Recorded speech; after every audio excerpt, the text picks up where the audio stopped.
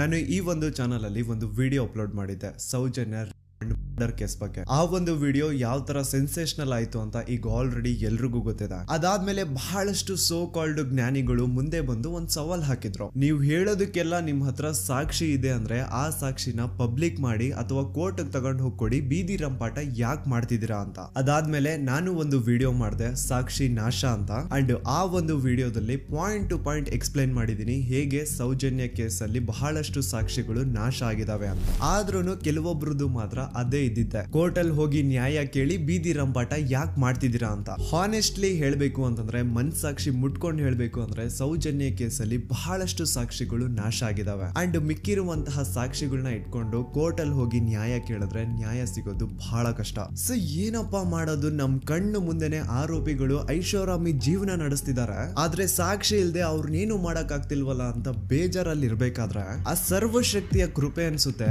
ಇನ್ನೇನು ಮುಗೀತು, ನಾವು ಮುಂದೆ ಏನು ಮಾಡಕ್ಕಾಗಲ್ಲ ಅಂತ ಬೇಜಾರಲ್ಲಿ ಇರ್ಬೇಕಾದ್ರೆ ಈ ವ್ಯಕ್ತಿ ಇಷ್ಟು ದಿನ ಅದೆಲ್ಲಿದ್ನೋ ಗೊತ್ತಿಲ್ಲ, ಆದ್ರೆ ಈಗ ಮುಂದೆ ಬಂದಿದ್ದಾನೆ. ಅಂಡ್ ಈ ವ್ಯಕ್ತಿ ಧರ್ಮಸ್ಥಳದಲ್ಲಿ 23 ವರ್ಷಗಳ ಕಾಲ ಕೆಲಸ ಮಾಡಿದಾನೆ. ಅಂಡ್ ಅದು ಯಾವ ತರ ಕೆಲಸ ಗೊತ್ತಾ, ದಣಿಗಳು ಮಾಡಿ ಅಥವಾ ಮಾಡಿ ಬಿಸಾಡಿರುವಂತಹ ಹೆಣಗಳನ್ನ ಯಾರಿಗೂ ಗೊತ್ತಾಗದಿರೋ ರೀತಿ ಎತ್ಕೊಂಡು ಹೋಗಿ ಎಲ್ಲೋ ದೂರದಲ್ಲಿ ಯಾವ್ದೋ ಕಾಡಲ್ಲಿ ಮಣ್ಣು ಮಾಡ್ಬಿಟ್ಟು ಬರೋದು, ಇದು ಈ ವ್ಯಕ್ತಿಯ ಕೆಲಸ.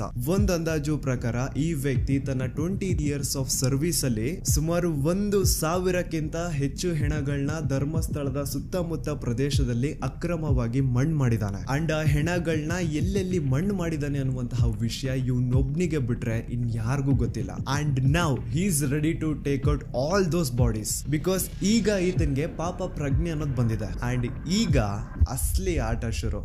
ಆಟ ಅಲ್ಲ, ಶಿವ ತಾಂಡವ ಈ ಸತಿ.